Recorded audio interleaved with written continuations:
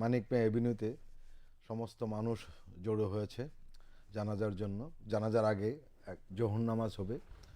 এখানে জোহর নামাজের প্রস্তুতি নিচ্ছেন অনেকে। এখানে জোহর নামাজ অনেকেই পড়বেন। এবং আপনারা ইতিমধ্যে জেনেছেন যে বেগম খালেদা জিয়ার মরদেহ মানিক মিয়া এভিনিউতে পৌঁছেছে। প্রধান উপদেষ্টার প্রেস উইং থেকে জানানো হয়েছে যে 2টার দিকে মানিক মিয়া এভিনিউতে সাবেক প্রধানমন্ত্রী বিএনপি চেয়ারপারসন বেগম খালেদা জিয়ার জানাজা অনুষ্ঠিত হবে। জাতীয় সংসদের দক্ষিণ প্লাজার পরিবর্তে মানিক মিয়া এভিনিউর পশ্চিম প্রান্তে কফিন রাখা হয়েছে। জাতীয় সংসদ ভবনের ভেতরে মাঠ, বাইরের অংশ এবং পুরো মানিক মিয়া এভিনিউ জুড়ে জানাজা অনুষ্ঠিত হবে। বাংলাদেশের এই জাতীয় নেতাকে সর্বস্তরের জনগণ যাতে নির্বিঘ্নে সম্মান জানাতে পারে এবং তার জানাজা অংশ নিতে পারেন সেই জন্য যাবতীয় প্রস্তুতি সম্পূর্ণ করেছে নিরাপত্তা বাহিনী সহ সংশ্লিষ্ট রাষ্ট্রীয় সকল দপ্তর। মানিক মিয়া এভিনিউর চারপাশে সড়কগুলোতে যেন জনসাধারণ অবস্থান করতে পারেন সে ব্যাপারেও প্রয়োজনীয় ব্যবস্থা নেওয়া হয়েছে। জানাজার পর বেলা 3:30টার দিকে শহীদ রাষ্ট্রপতি বীর মুক্তিযোদ্ধা জিয়াউর রহমানের পাশে বেগম খালেদা জিয়াকে রাষ্ট্রীয় মর্যাদা সমাহিত করা হবে। এ সময় বেগম খালেদা জিয়ার পরিবারের সদস্য, রাষ্ট্রীয় গুরুত্বপূর্ণ ব্যক্তিবর্গ, সরকারের দায়িত্বপ্রাপ্ত ব্যক্তিবর্গ, বিদেশি অতিথি, রাষ্ট্রদূত ও বাংলাদেশ জাতীয়তাবাদী দল মনোনীত রাজনীতিবিদগণ উপস্থিত থাকবেন। দাফন কাজ নির্বিঘ্নে সম্পন্নের জন্য সেখানে নির্ধারিত ব্যক্তিবর্গ ব্যতীত আর কাউকে প্রবেশ করতে দেওয়া হবে না। দাফন কাজ সম্পূর্ণ না হওয়া পর্যন্ত শেরেবাংলা নগরের জিয়া উদ্যানে জনসাধারণের চলাচলও সীমিত করা হয়েছে। আপনারা জানেন এবার কেয়ার থেকে আজ সকালে বেগম খালেদা জিয়াকে নিয়ে যাওয়া হয় 196 নম্বর বাসায় গুলশান এভিনিউতে এবং সেখানে তার পরিবারের সদস্যরা, স্বজনরা এবং বিএনপির সিনিয়র নেতৃবৃন্দ উপস্থিত ছিলেন। তার স্বজনরা তাকে শেষ বিদায় জানান। সেখান থেকে 11:40 দিকে আবার খালেদা জিয়ার মরদেহ বহনকারী গাড়িটি বের হয় এবং পরে সংসদ ভবনে গিয়ে পৌঁছে। এবং এই গাড়ি বহরে ছিলেন তারেক জিয়া এবং তার পরিবারের সদস্যরা, তার স্ত্রী ছিলেন, তার মেয়ে ছিলেন, তার ছোট ভাই ককুর স্ত্রী এবং তার সন্তানেরা ছিলেন। দুটো বাসে করে তারা এসেছেন। মূলত একটি বাসে ছিলেন তারেক জিয়া এবং তার পরিবার, আরেকটি বাসে ছিলেন বিএনপি স্থায়ী কমিটির সদস্যরা। আপনারা ইতিমধ্যে দেখেছেন যে গাড়ি বহরটি যখন মানিক মিয়া এভিনিউ দিকে যাত্রা শুরু করে দুপাশে সাধারণ মানুষ দাঁড়িয়ে বেগম খালেদা জিয়াকে শেষ শ্রদ্ধা জানান। অনেকে ছবি তুলতে দেখা যায় মোবাইল টেলিফোনে। সবাই এই স্মৃতি ধরে রাখতে চেয়েছেন। আমরা ইতিমধ্যে দেখছি যে মানিক মিয়া এভিনিউতে মানুষের ঢল নেমেছে। দেশের বিভিন্ন জায়গা থেকে মানুষ আসছে। আবার ঢাকার যে লক্ষ লক্ষ মানুষ সেখানে সমবেত হচ্ছেন। ইতিমধ্যে মানিক মিয়া এভিনিউ অনেকটা ভরেই গিয়েছে বলা যায়। আশপাশের রাস্তাগুলোতে এখন মানুষজন জড়ো হচ্ছেন। জোহরের পর এই নামাজে জানাজা হবে এবং নামাজে জানাজা পড়াবেন জাতীয় মসজিদের খতিব মুফতি আব্দুল মালেক। আপনারা জেনেছেন যে বেগম জিয়া মঙ্গলবার সকালে ইন্তেকাল করেন ভোরের দিকে এবং এরপরই সারা দেশ শোকাতুর হয়ে ওঠে এবং তার এই বিদায় খুব সহজ ছিল না। 41 বছরের রাজনৈতিক জীবনে তিনি যে লড়াই করেছেন এদেশের মানুষের স্মৃতিতে সেটি চিরদিন অম্লান হয়ে থাকবে। আমরা দেখছি যে মানিক মিয়া এভিনিউয়ের সড়কে এবং সংসদ ভবনের ভেতরে যে মাঠ রয়েছে সেখানেও জানাজার জন্য মানুষ জড়ো হচ্ছেন এবং ইতিমধ্যে যে সমস্ত জায়গায় একটু বন্ধ করা রাখা হয়েছিল সবগুলি খুলে দেওয়া হয়েছে, কারণ বেগম খালেদা জিয়ার মরদেহটি সেখানে পৌঁছে গিয়েছে এবং সবাই এখন মূলত জানাজার প্রস্তুতি নিচ্ছেন। এর আগে জোহরের নামাজ অনুষ্ঠিত হবে আমরা জানতে পেরেছি এখানেই জোহরের নামাজ পড়বেন যারা জানাজা শরীক হতে এসেছেন তারা, এবং এরপরই জানাজা শুরু হবে। খালেদা জিয়ার মৃত্যু বাংলাদেশের রাজনীতিতে আসলে একটি নতুন শূন্যতা তৈরি করেছে। তাকে ছাড়া বাংলাদেশের রাজনীতি কিভাবে চলবে এই প্রশ্ন উঠতেই পারে। কারণ খালেদা জিয়ার এই 4 দশকের রাজনীতি সারা বাংলাদেশের প্রতিটি মানুষের মনে গেঁথে আছে। আসলে এই শূন্যতা শুধু নেতৃত্বের নয়, এটি অভিজ্ঞতা, সংগ্রাম ও প্রতিরোধের শূন্যতা। আজ তার দল শোকাহত তার অনুসারীরা, শোকাহত একটি দেশ, যে দেশ তার রাজনৈতিক ইতিহাসে বহু মত পার্থক্য সত্ত্বেও বা বহু মত পার্থক্যের মধ্যেও তাকে একজন শক্তিশালী ও প্রভাবশালী নেত্রী হিসাবে দেখেছেন।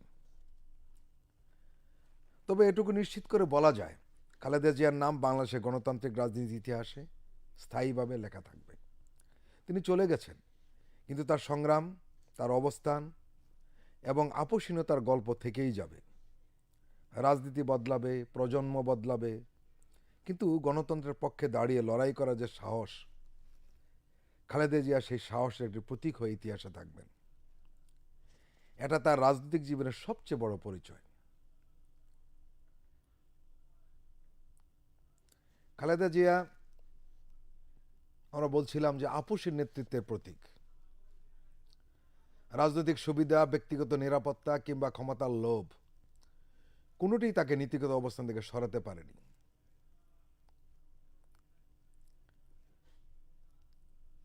আসলে তিনি সত্যি সত্যি সাহস এবং সংগ্রামের প্রতীক।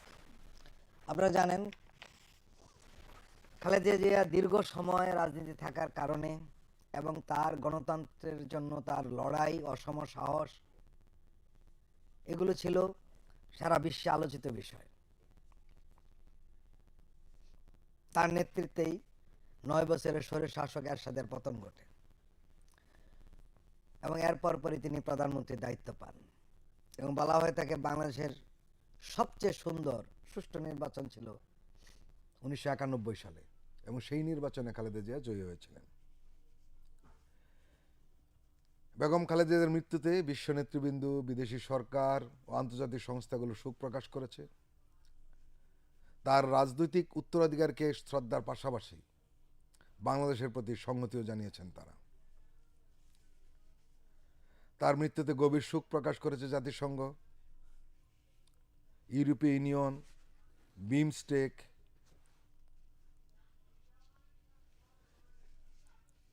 আমেরিকা। তার মৃত্যুতে শোক প্রকাশ করে বলেছে যে বাংলাদেশের আধুনিক ইতিহাস গঠনে খালেদা জিয়ার অবদানের কথা সবাই স্বীকার করবে। বাংলাদেশের মার্কিন দূতাবাস এক শোকবার্তা জানিয়েছে, সাবেক প্রধানমন্ত্রী বেগম খালেদা জিয়ার মৃত্যুতে যুক্তরাষ্ট্র গভীর শোক প্রকাশ করছে। বেগম জিয়া বাংলাদেশের আধুনিক ইতিহাস গঠনে গুরুত্বপূর্ণ ভূমিকা রেখেছেন এবং তার নেতৃত্ব বাংলাদেশের উন্নয়ন এগিয়ে নিতে সহায়ক ছিল। রাশিয়া শোক জানিয়েছে চীন, জানিয়েছে ভারত, জানিয়েছে পাকিস্তান, যুক্তরাজ্য, জাপান, বিভিন্ন দেশের নেতৃবৃন্দ, প্রধানমন্ত্রী, রাষ্ট্রপতি তারা শোক জানিয়েছেন।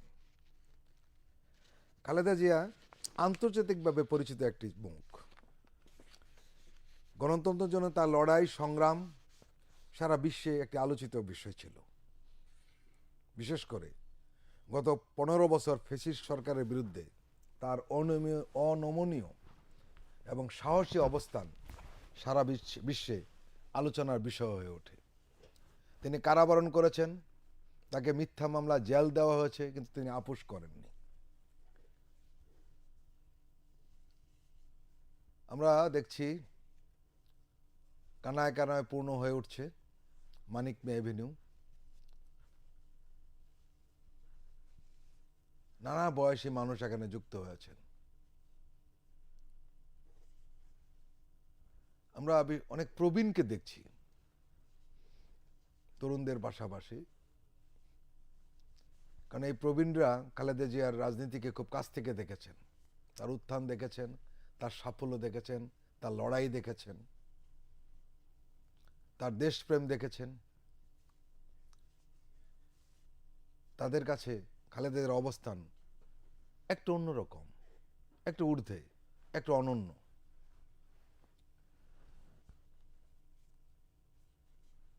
সবাই প্রতীক্ষা করছে কখন জানাজা হবে।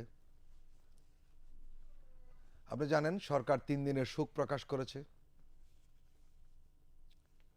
আজকে সরকারি ছুটি, জাতীয় পতাকা অর্ধনমিত রাখা হয়েছে। বিএনপি 7 দিনের শোক প্রকাশ করেছে এবং তারা বিভিন্ন কর্মসূচি দিয়েছে। আজ সারা বাংলাদেশের মসজিদে মসজিদে বেগম খালেদা জিয়ার রুহের মাগফিরাত কামনা করা হচ্ছে, তার জন্য দোয়া করা হচ্ছে। আজকে মূলত সারা বাংলাদেশ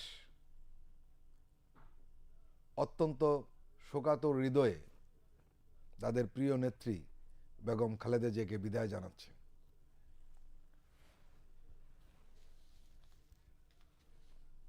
অনেকে মনে করেন বেগম খালেদা জিয়া উত্তরাধিকার সূত্রে রাজনীতিতে এসেছেন। বিষয়টি কিন্তু সেরকম নয়। তিনি যখন বিএনপির হাল ধরেন তখন বিএনপির অবস্থা খুব বিধ্বস্ত।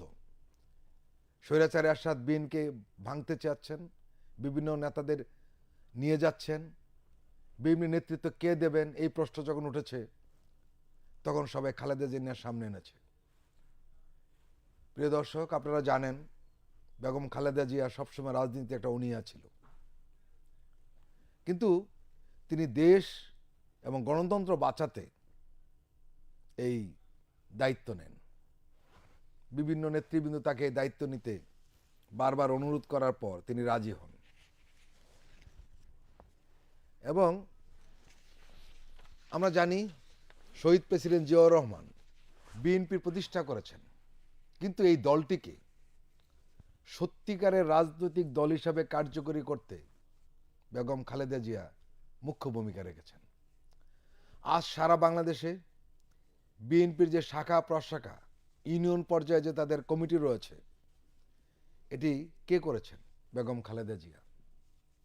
সত্যিকারের একটি গণতান্ত্রিক রাজনৈতিক দল হিসেবে বিএনপিকে গড়ে তোলার পূর্ণ কৃতিত্ব ম্যাডাম জিয়ার।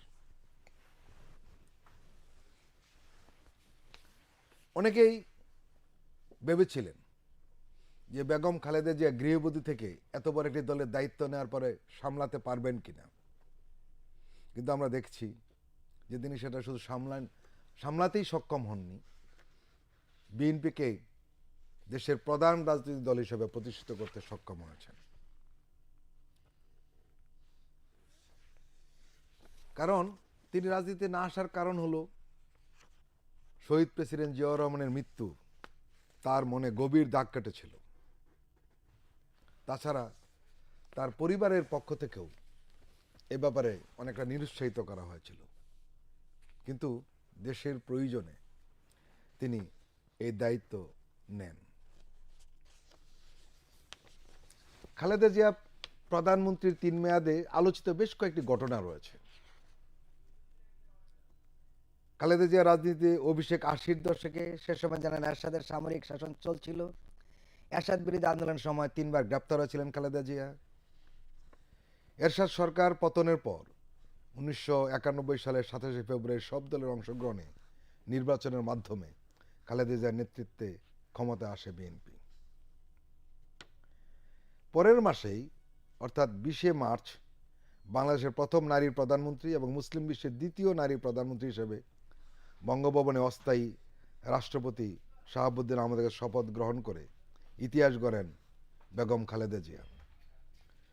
1991 সালে ক্ষমতায় এসে প্রথম মেয়াদে খালেদা জিয়া দ্বাদশ সংশোধনের মাধ্যমে বাংলাদেশকে সংসদীয় গণতন্ত্রে ফিরিয়ে আনেন। এই যে সংসদীয় গণতন্ত্রে ফেরানো খালেদা জিয়ার একটি বড় কৃতিত্ব। আরেকটি বিষয় সবসময় আলোচিত হতেই থাকবে, সেটি হলো বিনামূল্যে নারী শিক্ষার যে ব্যবস্থা করেছেন খালেদা জিয়া। প্রধানমন্ত্রী হিসেবে প্রথম মেয়াদেই শিক্ষাক্ষেত্রে উল্লেখযোগ্য ভূমিকা রাখেন বেগম জিয়া, যা দেশের নারী শিক্ষা ব্যাপক পরিবর্তন আনে। এই মেয়াদে অবৈতনিক ও বাধ্যতামূলক প্রাথমিক শিক্ষা প্রবর্তন, 10ম শ্রেণী পর্যন্ত বিনা বেতনে ছাত্রীদের লেখাপড়ার সুযোগ তৈরি করে দিয়েছিলেন খালেদা জিয়া। একই সাথে ছাত্রীদের জন্য উপবৃত্তি প্রবর্তন এবং শিক্ষার বিনিময়ে খাদ্য কর্মসূচি চালু করা হয়। বাংলাদেশ জাতীয় জ্ঞানকোষ বাংলাপিডিয়াতে বলা হয়েছে যে খালেদা জিয়ার আমলে প্রাথমিক স্কুলে ভর্তির হার 97% উন্নীত করা হয় এবং পরবর্তীতে ছাত্রীদের শিক্ষা দ্বাদশ শ্রেণী পর্যন্ত অবৈতনিক করা হয়। একজন রাজনৈতিক বিশ্লেষক বলছেন যে টিউশন ফি শুধুমাত্র সরকারি স্কুলের জন্য, সরকারি প্রাথমিক স্কুল বরাবরই ফ্রি ছিল, সেটা তিনি মাধ্যমিক পর্যন্ত নিয়ে গেলেন। দেশের বিশাল অংশের বেসরকারি স্কুলের শিক্ষার্থীরা এই সুযোগ পেত না, কিন্তু পরবর্তী সময় দেখা গেল তারাও সুযোগ পাচ্ছেন। আজকে স্কুল, কলেজ, বিশ্ববিদ্যালয়গুলোতে মেয়েদের পদচারণায় মুখরিত। এর পেছনে সম্পূর্ণ অবদান বেগম খালেদা জিয়ার। আজ আমরা জানি পাবলিক বিশ্ববিদ্যালয়ে এমন এমন ক্লাসও হয় যেখানে মেয়েদের সংখ্যা বেশি, কোনো কোনো বিভাগে মেয়েদের সংখ্যা বেশি। সবই হয়েছে বেগম খালেদা জিয়ার কারণে। আমরা গ্রামে গঞ্জে দেখি অনেক ছেলে হয়তো শিক্ষা ততটা নিচ্ছে না, কিন্তু সব পরিবারের মেয়েরা শিক্ষিত হয়ে উঠছে, যার কারণে আজকে সামাজিকভাবে মেয়েদের একটি শক্ত অবস্থান তৈরি হয়েছে। বেগম খালেদা জিয়া অর্থনীতির ক্ষেত্রে একটি যুগান্তকারী সিদ্ধান্ত নিয়েছিলেন, সেটি হলো ভ্যাট চালু। শুরুর দিকে দেখা যাচ্ছিল এই ভ্যাট নিয়ে অনেকে সমালোচনা করেছে, কিন্তু শেষ পর্যন্ত দেখা গেল এটি একটি যুগান্তকারী সিদ্ধান্ত।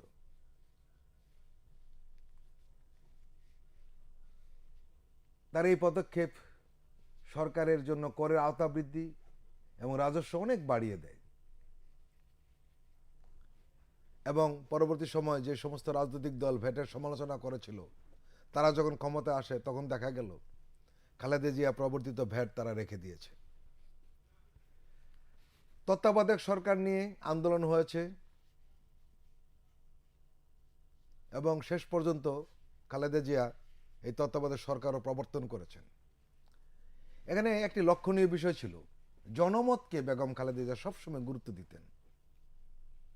পাবলিক উইল বলে যে কথাটা রয়েছে, সেটাকে তিনি সর্বোচ্চ পর্যায়ে রাখতেন।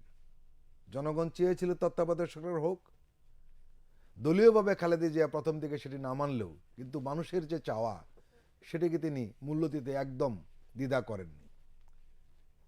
1996 সালে একটি নির্বাচন, 15 ফেব্রুয়ারি নির্বাচন হয়েছিল শুধু তত্ত্বাবধায়ক সরকার প্রবর্তনের কারণেই।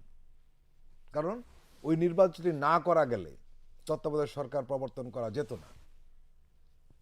আমরা দেখেছি বিনা প্রতিদ্বন্দ্বিতার নির্বাচন, আমরা দেখেছি রাতের নির্বাচন, আমরা দেখেছি ডামি নির্বাচন। সবগুলি লক্ষ্য ছিল একটাই, ক্ষমতায় থেকে যাওয়া, ক্ষমতার তাড়না ফ্যাসিস্টদেরকে মোহিত করে রাখত। কিন্তু আমরা দেখলাম 1996 সালে নির্বাচনের পর মাত্র 12 দিন ছিল এই সরকারের মেয়াদ। তত্ত্বাবধায়ক সরকার আইনটি প্রবর্তিত হওয়ার পরপরই বেগম খালেদা জিয়া সরকার ভেঙে দেন। তিনি ক্ষমতা থাকার চেষ্টা করেননি। এটি নিঃসন্দেহে একটি অনন্য নজির।